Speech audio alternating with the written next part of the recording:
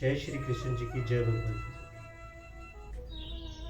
पितामहस्य जगतो माता दाता पितामह वेद पवित्र मोकार त्रकसाम यजुरेव च। इस संपूर्ण जगत का दाता अर्थात धारण करने वाला एवं कर्मों के फल को देने वाला पिता माता पितामह जानने योग्य पवित्र ओंकार तथा त्रिक वेद सामवेद और यजुर्वेद भी मैं ही हूँ। प्रश्न अशय विशेषण के सहित जगत पर जिसका वाचक है तथा भगवान उसके पिता माता दाता और पितामह कैसे है।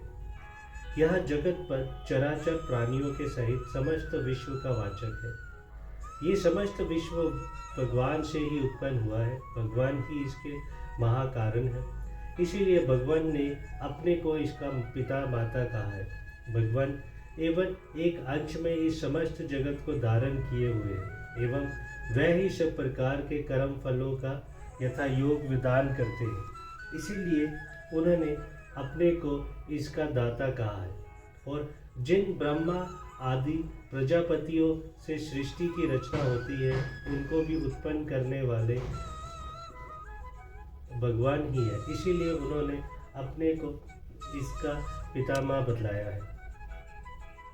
वेद पद किसका वाचक है और ये भगवान को अपने को वेद कहने का क्या अभिप्राय है। जानने योग वस्तु का वेद कहते हैं।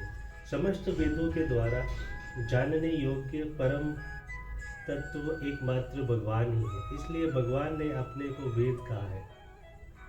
पवित्र शब्द का क्या अर्थ है और भगवान का अपने को पवित्र कहने का क्या अभिप्राय है। जो स्वयं विशुद्ध हो और सहज ही दूसरे के पापों को नाश करके उन्हें भी विशुद्ध बना दे उसे पवित्र कहते हैं। भगवान परम पवित्र है और भगवान के दर्शन भाषण और श्रवण से मनुष्य परम पवित्र हो जाता है। इसके अतिरिक्त जगत में जप तप व्रत तीर्थ आदि जितने भी पवित्र करने वाले पदार्थ हैं वह सब भगवान के ही स्वरूप है तथा उनमें जो पवित्र करने की शक्ति है वह भी भगवान की ही है। यही बात दिखलाने के लिए भगवान ने अपने को पवित्र कहा है। ओंकार किसे कहते हैं और यहाँ भगवान ने अपने को ओंकार क्यों बतलाया है।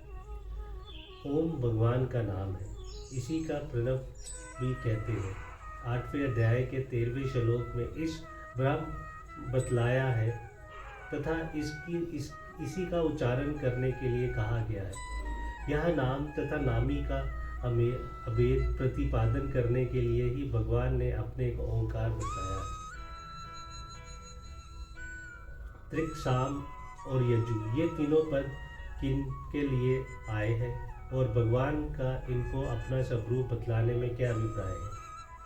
ये तीनों पद तीनों वेदों के वाचक हैं। वेदों का प्रकटय भगवान से हुआ है तथा सारे वेदों से भगवान का ज्ञान होता है। इसीलिए सब वेदों को भगवान ने अपना स्वरूप बतलाया है। यहाँ च और एवं एव के प्रयोग का क्या अभिप्राय है। च अव्यय से इस श्लोक में वर्णित समस्त पदार्थों का संहारा किया गया है एवं से भगवान के सिवा अन्य वस्तु मात्र की सत्ता का निराकरण किया गया है। अभिप्राय ये है कि इस श्लोक में वर्णित सभी पदार्थ भगवान के ही स्वरूप है, उनसे भिन्न कोई भी वस्तु नहीं। जय श्री कृष्ण जी की जय भगवत गीता।